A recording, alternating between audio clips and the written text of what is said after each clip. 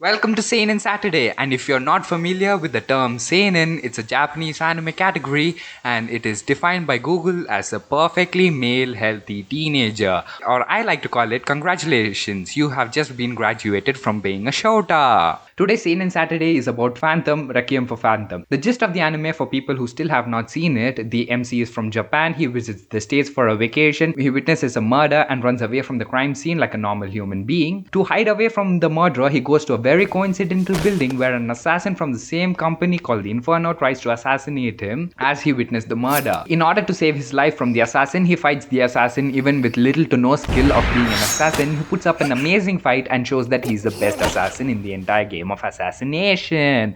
Assassin's Creed Brotherhood can suck dick. After he wins against the assassin, it is revealed that the assassin is actually a girl. Now she's extremely hot and beautiful of an assassin. So he falls into a trap and gets brainwashed and becomes the perfect assassin. Now both of the assassins probably fall in love with each other by assassinating a lot of people. And they eventually get sick of killing people, even though the job description states that they have to assassinate. After killing people over and over again, they just want to live a normal life by not being an assassin. Assassin!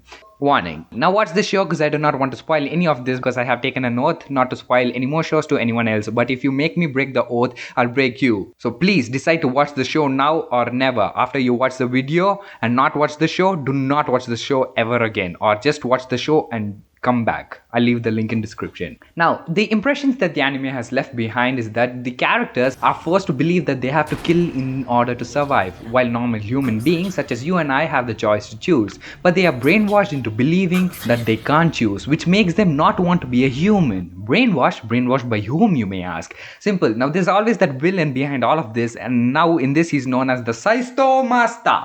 He is some psychological genius. In simple words, for you mouth breathers, is just a mad scientist. He wants to make the perfect assassin called as Phantom. He experiments on people who have potentially high skills of being an assassin. The first experiment is Ain, the extremely hot and beautiful assassin. He brainwashes her as well as the MC, who is called as Zwei, who surpasses Ain very quickly. Zwei is forced to kill a Navy SEAL agent in which his brainwashed instincts tell him to, while his human feelings tell him not to. But he forces himself after severe stabbings and shoots the Navy SEAL in the head.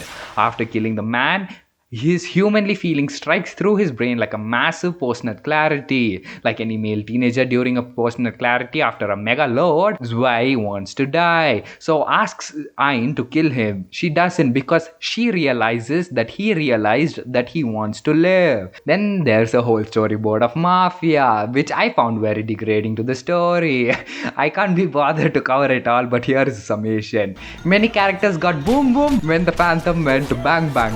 The Phantom bonded over each other. Scythe observed his experiments, took pictures of them like a pervert, calling them experiment. On the side note, there is an extremely hot lady called as McKinnon. She is infatuated over the MC. She gives him special missions, if you know what I mean.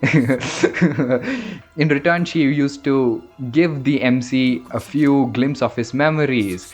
Now McKinnon wants to kill Scythe, which makes her a good girl. So Reiji is his real name. Reiji is with McKinnon and Ain is with Scythe by default. Now they fight each other without choice. Ain gets shot, Reiji helps her without being feared by McKinnon, even though she tells not to or he would get killed. Now here it shows that no matter what orders you're given or any situation you're in, your humanly feelings won't let your bonded partner to suffer. So he helps her, they elope but don't marry sadly. Ain wants to die like a basic teenager, but Reiji convinces her that he wants to start over his life with her. So he helps her to take the first step by giving her a name. Her name is Eren Yeager. Fact, did you know that Kakashi's voice actor is the one who started the whole Eren Yeager meme? Google it. But the Saiso Master finds her again and brainwashes her all over, ruining the eloping plan. McKinnon and Scythe go head to head with Eren and Reiji going head to head, but due to fucking dramatic effect, he takes so long to shoot Scythe, takes the shot making Reiji her murderer, and Scythe kill Reiji. 6 months later we find out that he is still alive and he becomes the official new Phantom, and he is the number 2 of McKinnon. After he finished one of his missions in an alleyway, he finds a girl named Cal mourning her sister's death. Reggie takes her in, which just emphasizes that he just wants to replace his bonded partner, who is now dead. Cal and MC bonds eventually, more like a sister and brother incest kind of ordeal, but helps to find each other happiness from within each other. Codependency in short. The main objective if Cal is seeking revenge whoever killed her sister, who was just caught in a crossfire between assassination, which could have been a high probability that it was the MC was the one who shot Cal's sister.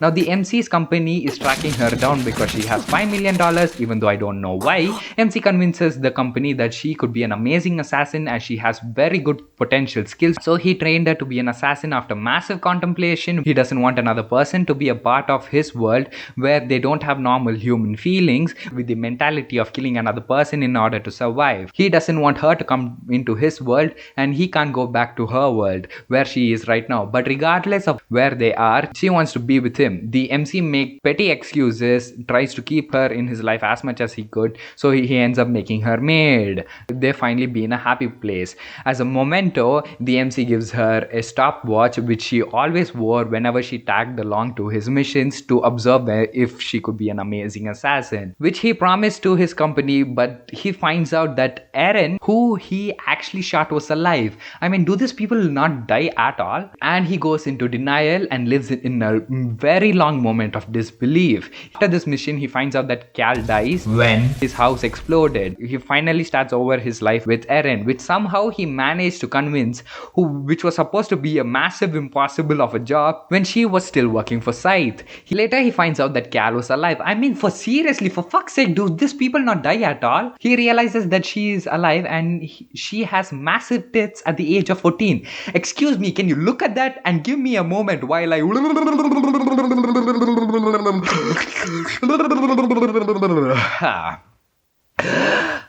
I'm back. She survived the house explosion by going to a damn Radio Shack. Scythe deceives her and tells her that his sister was shot by none other than the MC. Now she has pure hatred towards him and becomes the next experiment called as Durai. She hates him even more because he chose another girl when he couldn't even check if Cal was alive in the first place. Now they fight off each other and ends up dying by Zwei's hand. Goodbye, Bunda.